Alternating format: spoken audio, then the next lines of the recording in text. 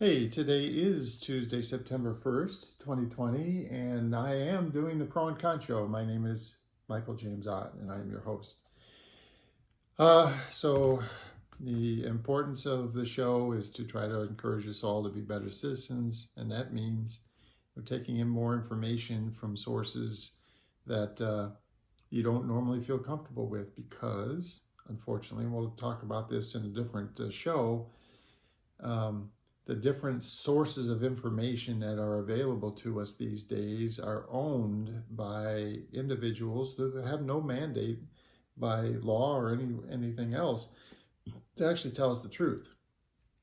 And so, if you are listening to a particular source or watching a particular source or reading a particular source of information on a regular basis, because they generally, you're agreeable to the kind of leanings that source has, you're going to miss out on important information, the pro and the con, the good and the bad, the for and against.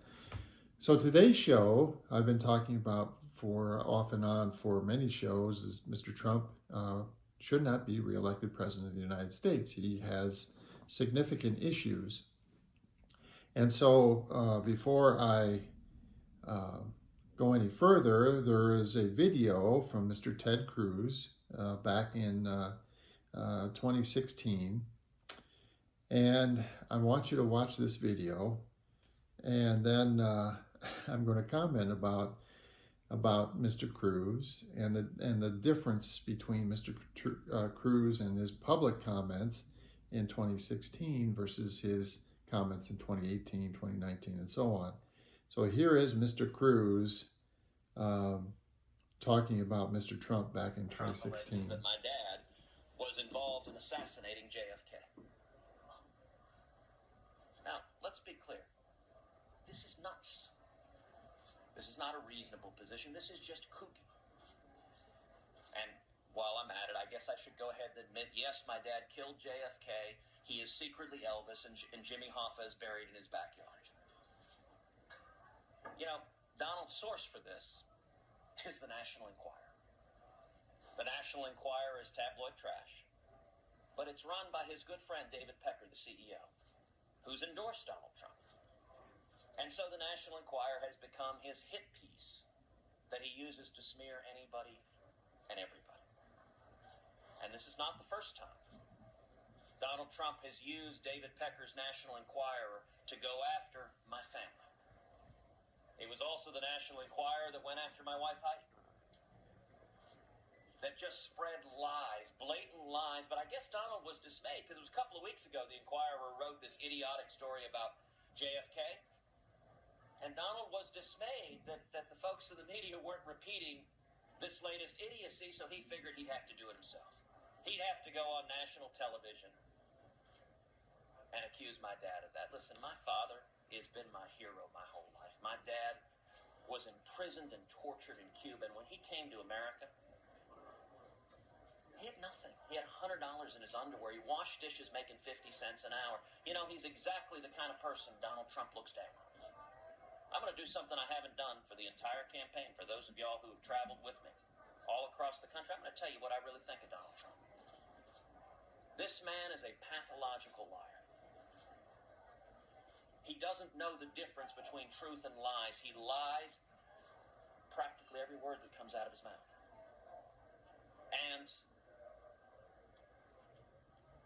in a pattern that I think is straight out of a psychology textbook, his response is to accuse everybody else of lying.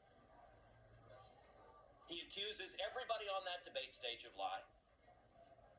And it's simply a mindless yell. Whatever he does, he accuses everyone else of doing. The man cannot tell the truth, but he combines it with being a narcissist. A narcissist at a level I don't think this country's ever seen. Donald Trump is such a narcissist that Barack Obama looks at him and goes, dude, what's your problem? Everything in Donald's world is about Donald. And he combines being a pathological liar. And I say pathological because I actually think Donald, if you hooked him up to a lie detector test He could say one thing in the morning, one thing at noon, and one thing in the evening, all contradictory, and he'd pass the lie detector test each time. Whatever lie he's telling at that minute, he believes it. But the man is utterly amoral. Let me finish this, please. The man is utterly amoral. Morality does not exist for him. It's why he went after Heidi directly and smeared my wife, attacked her. Apparently, she's not pretty enough for Donald Trump. I may be biased, but I think if he's making that allegation, he's also legally blind. But Donald is a bully. You know, we just visited with fifth graders. Every one of us knew bullies in elementary school. Bullies don't come from strength. Bullies come from weakness. Bullies come from a deep, yawning cavern of insecurity. There is a reason Donald builds giant buildings and puts his name on them everywhere he goes. And I will say, there are millions of people in this country who are angry. They're angry at Washington. They're angry at politicians who've lied to them. I understand that anger. I share that anger. And Donald is cynically exploiting that anger. And he is lying to his supporters. Hi, I'm Brad Cowan, and in this video, I'm going to show you how anyone can quickly and So, that's Ted Cruz talking about Donald Trump back in mid-year 2016. And by the way, a very truthful assessment as far as I can tell. But what happened, and so here's the flip side of this story. So Donald Trump ends up being elected, okay? He won enough votes in the Electoral College. He did very well in some of the rural areas of the country, and he got enough electoral votes that he was elected President of the United States.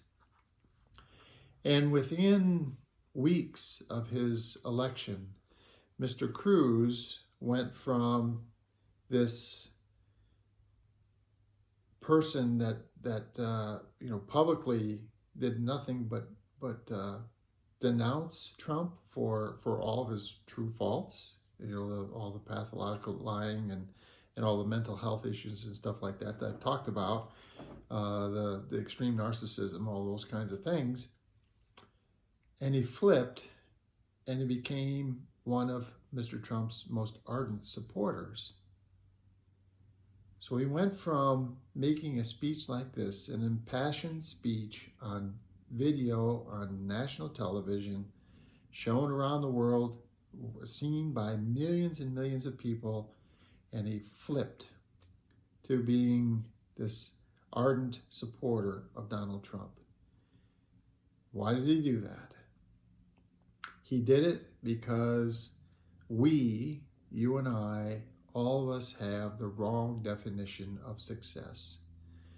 We define success as the accumulation of wealth, influence, and power, and Mr. Cruz is hell-bent on being successful.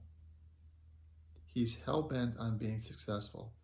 So Mr. Trump became President of the United States, by definition, one of the most powerful places in the world, one of the most powerful, most influential positions in the world, and Cruz immediately flipped to cozy up to the wealth, influence, and power that he thinks that Mr. Trump can wield as President of the United States. And you're going to see, if Mr. Trump loses the next election and leaves office, you're going to see Mr. Cruz flip again and denounce Mr. Trump again, start telling the truth again instead of him. He talks about Trump, doing all this pathological lying and stuff. He was telling the truth in early 2016. He flipped to do nothing but tell lies. And now you'll see, when the power is gone, when the ability to gain individual wealth, influence, and power from snuggling up to the President of the United States, when that is gone, you'll see Mr. CRUZ go right back to these kinds of actual factual attacks on Mr. Trump. We have the wrong definition of success. Our definition of success, again, accumulation of wealth, influence, and power, it leads to this kind of idiotic behavior by our politicians, by various people throughout our businesses, our organizations, our neighborhoods. Money is not the root of all evil. Our definition of success is the root. We need to replace that definition of success with a definition that includes service to the planet and the people on it. And if that were true, then Mr. Trump has not been doing anything for the planet or the people on it, and Mr. CRUZ would not be snuggling up with him because he's not being helpful. And oh, by the way, Mr. Trump probably would have never been elected president of the United States. All of these issues, all of the things, the frustration people have, the wanton grab for power and all this other stuff that goes on, it's all because many of us have strong drives to be successful, and the definition of success that you and I, live with and agree to at the moment, please change, is accumulation of wealth, influence, and power. You've got to change. You've got to change to service to the planet and the people on it. So you saw the impact of Mr. CRUZ, and you know what he's been saying since then about Mr. Trump. It's up to us. You and I, we have to do better. And one of those ways we can do better is to individually redefine success. Now, the miracle here is you don't need Mr. Trump. You don't need Mr. CRUZ. You don't need permission from your pastor or your wife or your neighbor or your parents or your siblings or anybody else. You can change your definition of success right now, right here today. Service to the planet and the people on it. Try it. You'll see and feel an incredible lifting of weight from your souls because you are currently chasing the wrong thing in your life. For the Pro and Con Show, my name is Michael James Ott, and until the next show, bye for now.